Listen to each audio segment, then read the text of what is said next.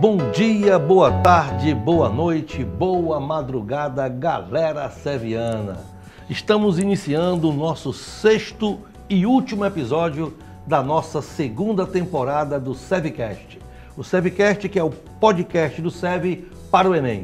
E hoje tendo o privilégio de receber dois monstros sagrados da educação do estado do Piauí. Professor de matemática Antônio Washington e o professor de física, na verdade, professor mestre de física, professor Franklin Rinaldo. E professor Antônio Washington também é professor mestre, porque eu estou hoje ladeado por dois mestres na acepção da palavra. O seu alô inicial, professor Washington, tudo bem? Olá, meus amigos, tudo bem com todos vocês? Mais uma vez, professor Washington na área, conhecido como professor ou mestre Washington. Desejo a todos vocês, como o professor Neto falou, um bom dia, uma boa tarde, uma boa noite e uma ótima madrugada. Vamos estar aqui para falar sobre detalhes e dicas para a prova do Enem. Beleza, beleza. Avante, Riverino. Franklin Rinaldo, torcedor fanático do River, professor mestre de física. Tudo bem, mestre? Boa tarde, boa noite, boa madrugada, boa manhã, né? E... Rapaz, você falou do eterno campeão piauiense. Muito bem. Você começou bem, né? Começou bem, né? Começou bem, né? E é sempre agradável começar dessa maneira. É verdade. Então, para os queridos alunos que estarão nos ouvindo, nós vamos para esse bate-papo bacana. Viajar aqui pela matemática, pela física, pelo universo. Vai ser um papo bacana, viu? Beleza, beleza. Então, sou o professor Neto Ceará, estamos aqui juntos novamente para essa conversa, para esse bate-papo descontraído, onde serão elencadas dicas maravilhosas para a melhor resolução da prova que se avizinha aí no domingo. Vou começar com o professor Washington, professor mestre, repito, o Washington. Professor Washington, a prova de matemática, sabemos que a matemática é a disciplina mais linda que temos, né? É a mãe de todas as ciências. A física é um capítulo elegante, é um capítulo robusto, é um capítulo importante, porém não deixa de sê-lo, é um capítulo da matemática. Professor Washington, em outros episódios discorremos aqui sobre alguns temas interessantes. Eu queria que nós agora, por favor, o senhor desse alguma dica interessante sobre a geometria métrica espacial. Você tem alguma dica para dar em especial sobre a geometria dos sólidos, volumes, áreas, etc? Vamos lá. Meus grandes, observem bem. Geometria é o cargo-chefe do Enem quando citamos matemática. Ela vem como a ideia da plana, né, na espacial e a analítica. O seu cargo-chefe, como o professor falou, a espacial a gente pode subdividir, né? Falamos entre prismas, falamos entre pirâmide, cilindro, cone e esfera. Uma dica, professor Neto, das mais valiosas, estão agregados aos prismas, onde nós temos uma frequência muito maior nas provas do Enem, falando sobre cubo, paralelepípedo, né? Citamos também a ideia de áreas. Lembre, meus queridos, quando falamos a ideia de prisma e cilindro, né? Porque o prisma em si, a área da base, ela modifica, que pode ser quadrada, no formato retangular, no formato de um triângulo, né? Mas quando falamos a ideia de cilindro, temos simplesmente uma área da base, que é o círculo. Aí a gente pode simplesmente definir a sua fórmula relacionada à sua área total. Quando falamos prisma e falamos a ideia de cilindro, a sua área total é relacionada a quem? A área da base versus a sua altura. Já quando falamos, tá, a ideia de que de cilindro, né, cilindro mais uma vez, perdão, cilindro e prisma, a sua área da base é 2 vezes a área total mais a área da base. Já quando envolvemos a ideia de volume, citamos isso, área da base vezes altura. Já cone e pirâmide, a sua área da base é simplesmente atribuída a quem? A sua área total, né? Área da base mais a área lateral. Quando falamos a ideia de volume, é 1/3 da área da base versus a sua altura. Beleza. Dicas aí importantes para essa prova de domingo, prova de matemática, viu, Franklin? Para quem não sabe, a matemática vem do matematicos, Como é? que Repita. é matematikos do grego, e o significado da matemática, ao pé da letra, significa o prazer em aprender. Olha aí. Então, matemática é isso, o prazer em aprender. E sabemos que a física tem sua importância, já que a gente fala brincando, obviamente. A física estuda os fenômenos naturais, sabemos Isso. que tem várias subdivisões, mecânica, termologia, ótica, ondulatória, elétrica e tal. Agora, dentro da mecânica, especificamente, nessa sua primeira participação, professor Franklin, que tópicos o senhor destacaria em mecânica e, por favor, discorra um pouco sobre ele? Bom, muito bem. Bom, para introduzir, física vem do grego, physis. Physis. Isso, que quer dizer natureza. Pronto, Muito bem, o muito estudo bem. da natureza. E no tocante ao Enem, o nome deveria ser energia. Energia. Por quê? Porque no Enem cai energia. Não tem Energia. como. Então, na mecânica, a gente pode destacar justamente a dinâmica, as leis de Newton, Sir Isaac Newton, né? Sir, isso. Considerado o pai da física, né? As 3 leis de Newton, que rege o universo com suas leis. Então, no Enem, ele gosta muito do Isaac Newton, né? As 3 leis de Newton sempre estão presentes nas equações, nas questões, e o aluno não pode deixar de dar uma olhadinha nesses tópicos, as leis de Newton e as suas aplicações. Né?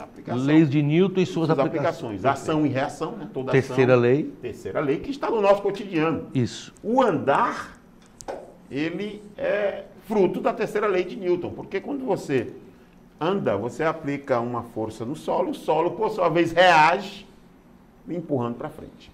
Perfeito. Dentro disso tudo, a gente pode citar a força de atrito, porque também, se não houver atrito, não há como se locomover, não há como andar, né? Perfeito. Então, a lei de Newton e as suas aplicações, aí engloba a força de atrito, é um tópico muito presente. Muito presente. Energia. Não. Bom, a energia é capacidade de realizar trabalho, né? Nós só estamos aqui porque nós estamos cercados de fenômenos na qual a energia faz parte. Energia elétrica, a energia mecânica, a energia cinética, né? Então, a energia também é um tópico muito comum, muito abordado, muito cobrado no Enem. Capacidade de realizar trabalho, né? E aí o aluno não pode esquecer que para haver realização de trabalho é necessário que haja deslocamento. Se não houver deslocamento, não haverá trabalho realizado. Então nós podemos citar algumas forças aqui que não realizam trabalho. A força centrípeta, por exemplo. Porque ela atua tangente à trajetória. E se você observar, aí o aluno que vai estar nos ouvindo aí, vai fazer um exercício mental agora, né? Porque se você tem um ponto central e se um corpo está girando ao seu redor, o deslocamento em relação ao ponto central é sempre o mesmo. Se não há deslocamento, não há trabalho realizado. Perfeitamente. Então a força centrípeta não realiza trabalho. Então, tocando da mecânica, eu posso destacar as leis de Newton. Energia, né? Energia. É um conteúdo bastante cobrado, bastante explorado, que certamente o aluno que quando for fazer a prova, e ele está ouvindo esse podcast, ele vai, rapaz, apareceu lá no podcast. Beleza. Energia. Então pronto, o professor Franklin Rinaldo, o professor mestre Franklin Rinaldo, já disse aí que o aluno nessa reta final não pode deixar de dar uma revisada nas leis de Newton e no assunto energia. E ele foi bem claro, energia, capacidade De realizar trabalho. trabalho. E para ter trabalho, Tem que ter deslocamento, foi bem claro aqui o professor, e deu um exemplo deveras feliz, quando falou da força centrípeta, a distância do ponto ao centro, que no caso você sabe que é o raio, Isso. e ele é constante. Como a distância não houve deslocamento, a distância é a mesma, logo não há trabalho, porque não houve deslocamento. Perfeito. Muito bem, professor Franklin já começou bem, a primeira dica muito boa, né? Vamos agora voltar aqui o bate-papo para meu amigo, como ele diz, é o Osto. Oxito? Oxito. É o nome carinhoso que os meus alunos colocaram. A gente a gente é obrigado a ouvir cada coisa. Não, mestre, agora eu lhe digo por quê. Oxito. Pensei que era até um nome Não, pelo amor de japonês. Deus. né? Não, pelo amor de Deus, mano. Deixa eu explicar. Por favor. Explica. O nome Washington, eu digo que ele pode ser escrito de 1001 maneiras. Olha. Né?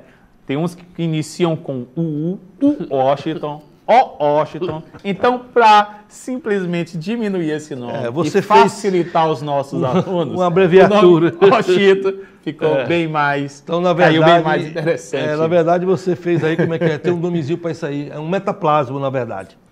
Metaplasmos são alterações que a palavra sofre no decorrer do tempo. Olha. E ele fez aí um metaplasmo. Bom, mas tudo bem. Ele não é professor de português, não. Eu tô achando que ele é professor É uma de português. sapiência. Ele está enrolando a gente aqui com essa Professor Oshito, professor mestre Washington, já conversamos na nossa primeira inserção sobre os sólidos, né, geométricos. Você foi muito feliz em relembrar as relações de volume, de área, muito bem colocado. Vamos agora pular para outro tópico. Vamos falar um pouco agora, competência 3 e 4, as competências 3 e 4, elas trazem as grandezas proporcionais, elas falam de porcentagem, elas falam de escala. Professor, dê suas dicas aí para os nossos ouvintes que estarão ligados no Spotify, no Deezer e no YouTube. Você acessa o Servicast pelo Spotify, pelo YouTube e pelo Deezer. Rapaz, o negócio aqui é sério, Frank. Show, hein? O negócio é show. Mestre, pois vou não. citar também mais um outro detalhe que você vai encontrar na prova do Enem. Veja bem, quando falamos a palavra escala, nós temos 3 situações que podemos relacionar. A escala pela distância, né? A distância do mapa pela distância real, que seria a escala linear. Também podemos utilizar a escala com áreas. Lembrando que, cuidado pessoal na hora, já foi uma questão da prova do Enem, quando utilizamos área na palavra escala, essa constante, que é a escala, elevamos ao quadrado. Se ela vier no formato de volume, com a palavra escala, vamos utilizar ela com o cubo. É a mesma ideia que utilizamos lá na ideia de semelhança, tá? Essa parte de áreas e de volumes. Fique atento a esses detalhes. E também um outro apanhado, a porcentagem. É um dos grandes fenômenos que nós temos, né, que ela pode se curvar, né? Se curvar não, já é uma maneira totalmente diferente, mas se juntar, né, com outros tópicos dentro da matemática. Ela pode simplesmente atribuir vários detalhes. Então entenda, 2 pontos interessantes. Posso citar aqui que são questões batidas na prova do Enem. Aumento percentual. Caros colegas, se você vê a palavra aumento percentual, vamos lembrar? Valor final menos o valor inicial dividido pelo valor inicial. Como ele tem a palavra percentual, percentual é igual a porcentagem. Então, no fim, multiplique por 100%. Um outro detalhe sobre a ideia de porcentagem, se ele falar a palavra aumento e desconto. Na porcentagem, quando falamos a palavra aumento, vá direto ao ponto, se liga, parceiro. Pegue 100% e some com a porcentagem. Um exemplo, se você tem uma questão que ele diz, né, um determinado objeto teve um aumento de 10%. Então você vai fazer algo rápido. Como assim, professor? Pegue o 100%, como ele falou a palavra aumento, some com 10%. E aí você vai colocar direto 110%. Ou 1,1%. Agora, se ele falar na questão que um determinado objeto teve um desconto de 10%, você vai colocar quem? Coloque o 100% e retire, tá, do desconto, que seria quem? 100% menos 10%, 90%, ou seja, 0,9%. Esses detalhes são valiosíssimos, tá, na prova do Enem, quando citamos essa ideia de porcentagem. Beleza, beleza, show de participação. Aproveitando o gancho, eu vou aqui agora, como professor de matemática, também dar o meu, como diz o meu palpite, Vamos lá, o meu mestre. pitaco, só para lembrar, né? Você lembrar que quando você relaciona grandezas diretamente proporcional, o gráfico que as representa tem que ser uma reta que parta da origem. Correto? Grandezas diretamente proporcional, o gráfico que as representa é uma reta que parte da origem. Quando as grandezas são inversamente proporcionais, já que o produto é uma constante, se o produto é uma constante, eu tenho grandezas inversamente proporcionais. Então, o seu gráfico não vai ser uma reta, vai ser parte de uma hipérbole. Parte de uma hipérbole. Uma curva, obviamente, que não pode intersectar os eixos coordenados, porque as variáveis, as grandezas, não podem ser iguais a zero. Então, Boa dica, grandezas diretamente proporcionais, que a razão é uma constante, o gráfico que as representa, uma reta que parte da origem. Grandezas inversamente proporcionais, ou seja, que o produto entre elas é uma constante, o gráfico que as representa é parte de uma hipérbole. E é uma ideia... Eu vou entrar. Pois não. Vai lá, Eu vou mestre. entrar. Entre Onde é que a física aproveita isso? lá nas relações lá de pressão, volume, Pressão, volume, é, transformações gasosas. isobáricas, isométricas, Isotérmica. Na isotérmica, Isso. há essa relação aí. Isso. Né? Claro. Onde a pressão e o volume são inversamente proporcionais. Portanto, o acréscimo de um é o decréscimo. do outro. Um cresce e o outro decresce na mesma proporção. Perfeito. Aí é Perfeito. onde está. Na lei, É. na lei geral dos gases lá e Aí, tal. meu amigo, é a competência 6, habilidade 20. Olha aí, na tá vendo? física, Na física. Interpretação de gráfico. Interpretação de gráficos. Importantíssima colocação. Importante demais. O professor Franklin Rinaldo fez uma inserção deveras feliz, muito feliz, aqui no nosso comentário. Você está ouvindo o nosso 6º e último episódio de nossa segunda temporada do Sevcast. Uma ideia brilhante aqui que o grupo teve. Na nossa primeira temporada foram 6 episódios que revisaram o primeiro dia de prova e agora estamos na segunda temporada revisando para o segundo dia de prova, que é a prova de matemática e ciências da natureza. E hoje com a presença marcante, a presença vibrante do grande riverino Franklin Rinaldo e do professor que mudou o corte de cabelo tá bonito, professor Washington, conhecido mundialmente como Oxito. Aí. Oxito, Aí. é sua alcunha, né, seu pseudônimo, né? Isso mesmo, mestre. É isso aí.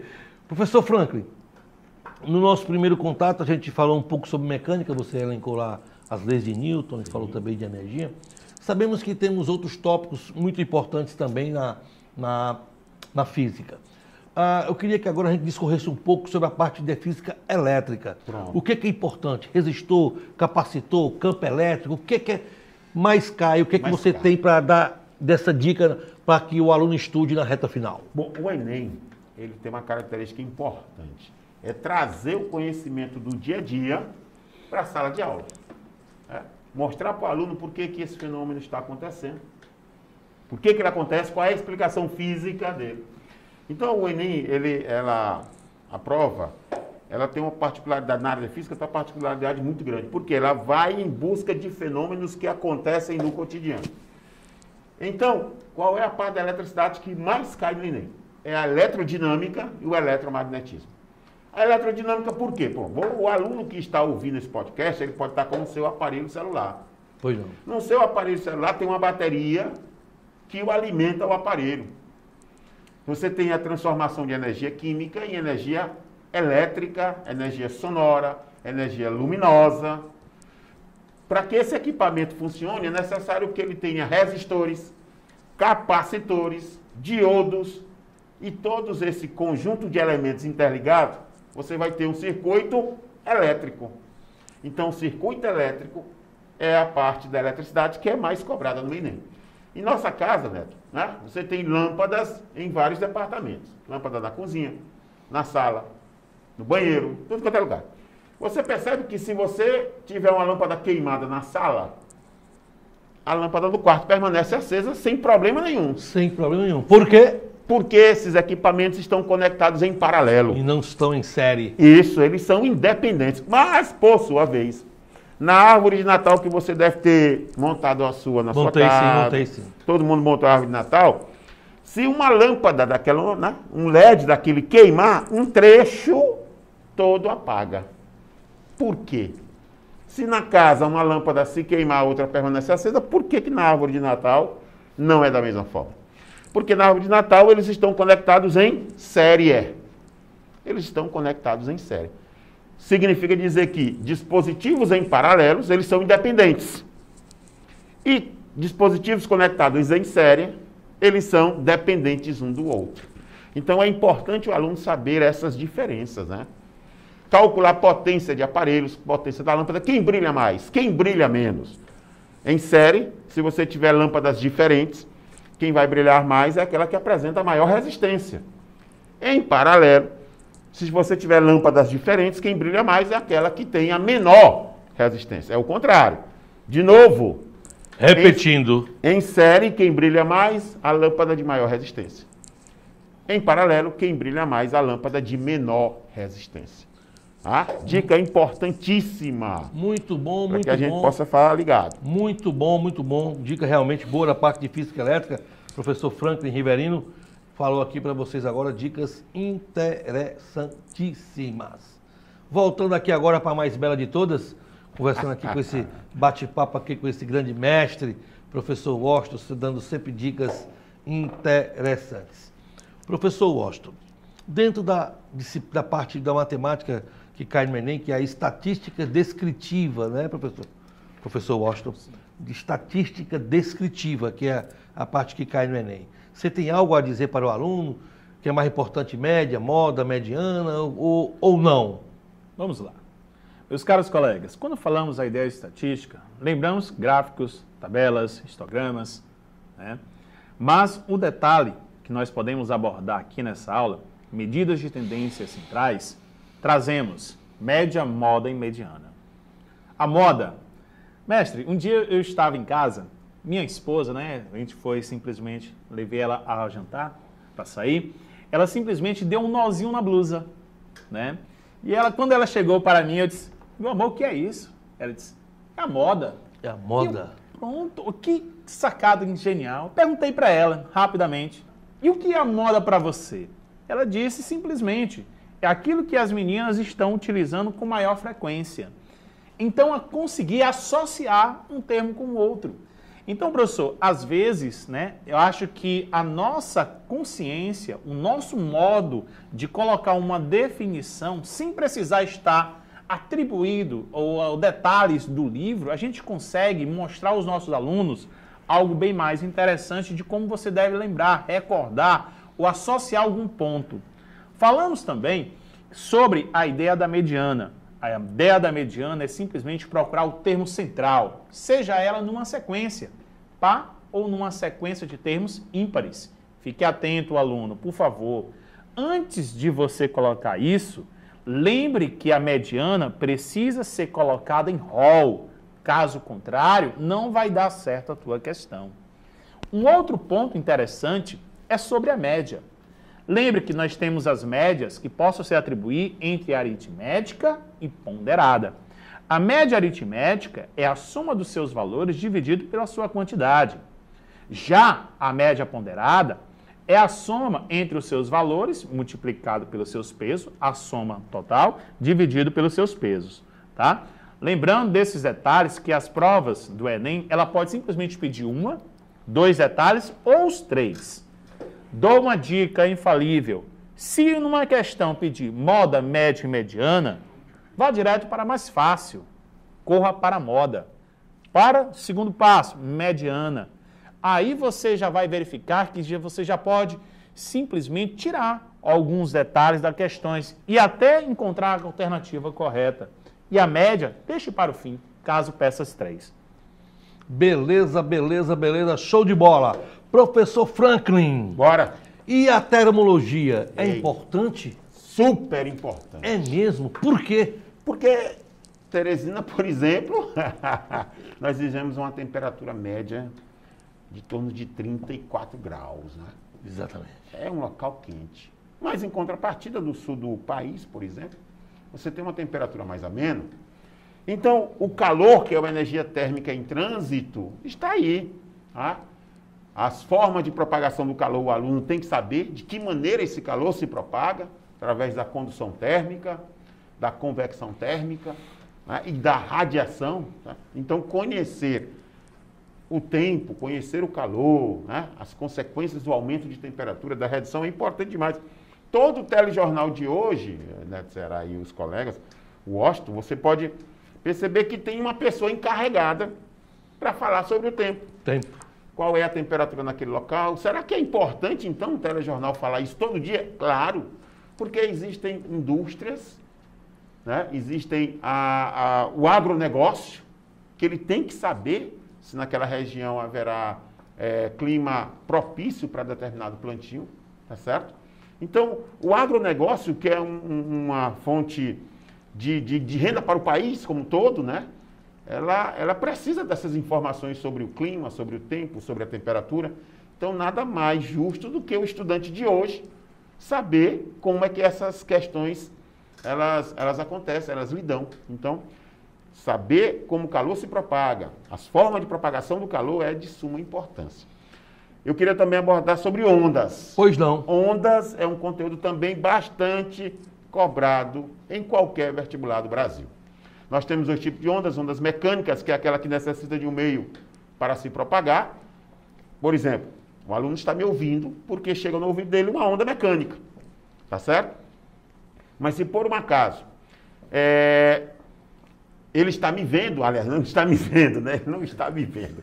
Mas se ele estiver olhando para a tela do celular, ouvindo os vídeos no YouTube do SEV, né? Na revisão, por exemplo, aquela imagem chega através de ondas eletromagnéticas, né? Todas essas ondas chegam ao vivo, chegam através de ondas eletromagnéticas, que são aquelas que não necessitam de um meio material para se propagar. Então, eu chamo a atenção do aluno para que ele possa revisar as propagações do calor e possa revisar sobre a natureza da onda, a onda mecânica e a onda eletromagnética.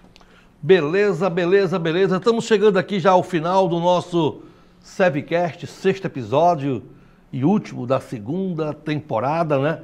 E fechando com chave de ouro, com a presença mor de Franklin Rinaldo Riverino e de Antônio Washington, né?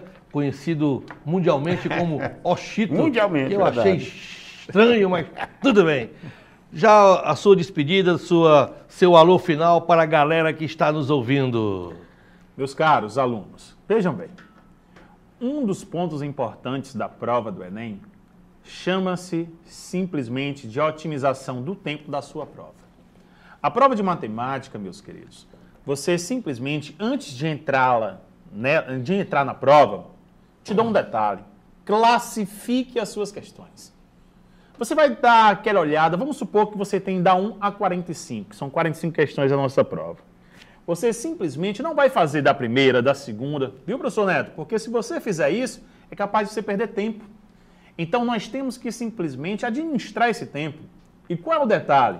Classifique entre fácil, médio e difícil. Nós temos aí o TRI simplesmente para isso. A teoria de resposta ao item. Ela diz o quê? Quanto mais questões fáceis você acertar, e você ir naquela sequência de fácil, médio e difícil, você vai ter uma pontuação enorme. Então, vai o detalhe. Na sua prova, classifique fácil, médio e difícil. Responda as fáceis. Depois, vá para as médias. E depois, vá para a difícil. Professor, vou dar uma dica da prova do Enem. Estamos com 10 anos. Vamos aqui dar uma dica. Você sabia que as 5 primeiras questões da prova do Enem de matemática, desses 10 anos que nós temos, apenas uma delas colocou as 5 alternativas, A, B, C, D e E. As outras 9, elas simplesmente repetiu uma delas. O que isso quer dizer? Não estou dizendo para você chutar, né? Mas eu quero simplesmente dizer que caso surja essa ideia, você precisar das 5 primeiras questões, 1, 2, 3, 4, 5, se você tiver feito A, B, C e D, a 5ª questão pode ser uma delas, porque ele repetiu, né, nos episódios passados. Né? Então, ele sempre repete uma, né, entre as 5, das 5 primeiras questões de matemática. É uma dica, tá? Então, envolvemos aí também até a ideia da probabilidade, que pode acontecer ou não. Beleza, beleza. Obrigado pela participação, mestre Antônio Washington. Obrigado pela sua participação, professor Franklin. Seu alô final aí para os alunos, suas palavras. Neto, o que o Washington falou serve para física também. Não tem mistério. Mas eu quero colocar aqui no aluno essa palavra de apoio. O aluno do SEV, ele simplesmente tem a melhor equipe de professores do Brasil. Além disso, ele tem as melhores opções para aprender. Ele pode aprender com aula ao vivo, ele pode aprender com aula presencial, ele pode aprender através do podcast, Ele pôde aprender através de aulas gravadas que ele poderia assistir qualquer hora do dia, da noite, da madrugada. Ele teve revisões online ao vivo o dia todo, entendeu? Então, o aluno do SEV, ele está preparadíssimo. E ele tem que colocar isso na cabeça. Olha, eu vou porque eu estou preparado. E aí é correr para o abraço, esperar o resultado e comemorar. Não tem mistério, não tem erro. Porque SEV é SEV. Acabou. Professor Neto, Pois só não. finalizar. Coisa que o professor Frank falou, e é verdade, pessoal.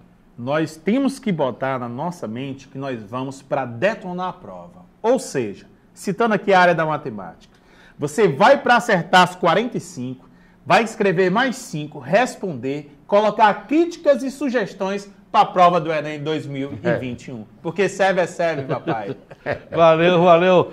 Estamos aqui, professor Neto Ceará, se despedindo de vocês desse nosso 6º episódio e último da 2ª temporada. Em breve, novidades virão. A gente vai tentar manter os nossos podcasts ainda durante todo o ano, tá bom? Aguardem as novidades que a gente vai se encontrar novamente. Um forte abraço desse amigo de vocês, professor Neto Ceará, que deseja a todos uma boa prova. Mantenham a calma, acreditem em você, acredite no seu potencial, que eu tenho certeza que você vai obter êxito. E vou fechar com a frase de Charlie Chaplin: o sucesso visita aqueles que persistem. Um abraço, galera seviana!